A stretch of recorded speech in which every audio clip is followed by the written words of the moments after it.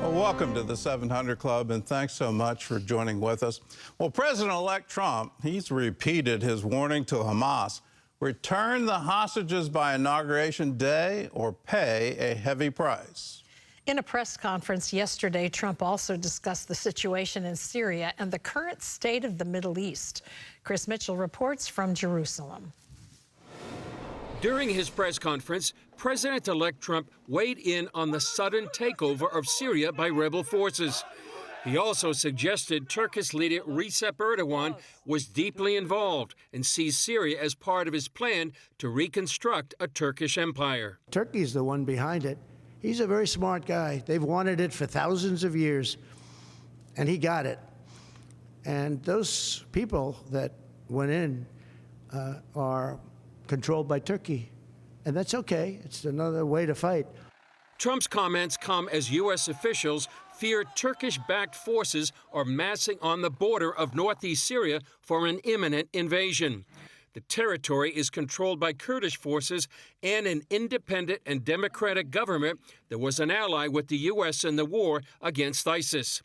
In a letter to Trump, leaders warned of catastrophic consequences if they were invaded and asked Trump to press Erdogan to not send troops across the border.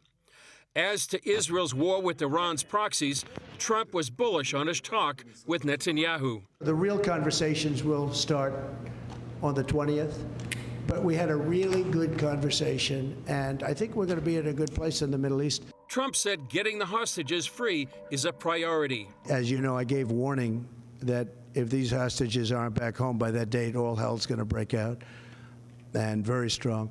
The release of the hostages is one of the toughest issues since October 7th.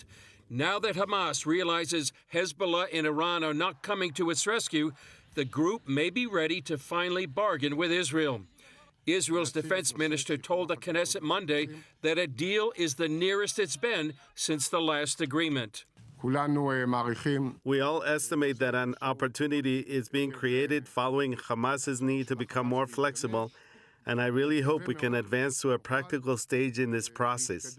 According to the Washington Post, Hamas is no longer insisting the war in Gaza completely end, and all Israeli troops depart as a precondition for releasing hostages. Meanwhile, a new study reports Hamas has vastly inflated the number of Gazans killed in the 14-month war. The Hamas-run Ministry of Health in Gaza claims 45,000 dead, but the Henry Jackson Society's report disputes that number. It concludes Hamas's reporting has a number of distortions. Men listed as women to inflate female fatalities.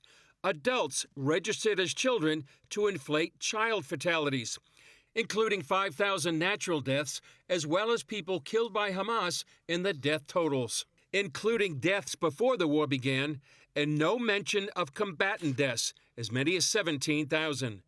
Military historian John Spencer said during its war with Hamas, Israel has done more to mitigate civilian deaths than any other military in history. Chris Mitchell, CBN News, Jerusalem.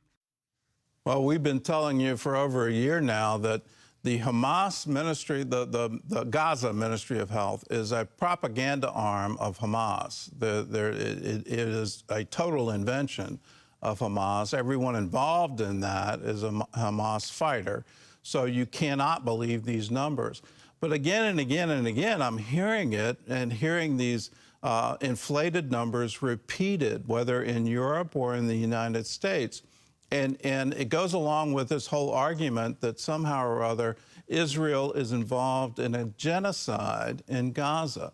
Well, there's no genocide at all. Israel is not trying to wipe out every man, woman, and child in Gaza. That's what a genocide is.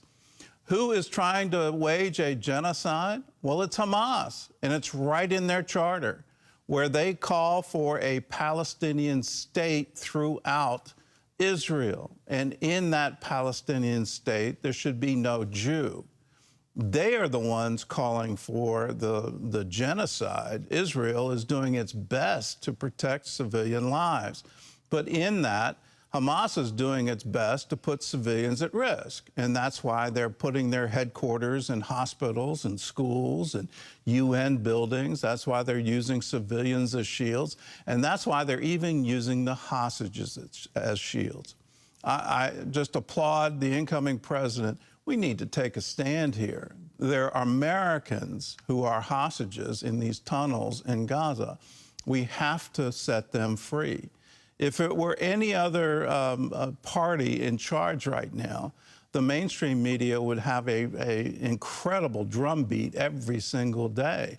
Go back to the Bush administration and the war in Iraq, where every single newscast, every single night, led with the death toll of American soldiers in Iraq.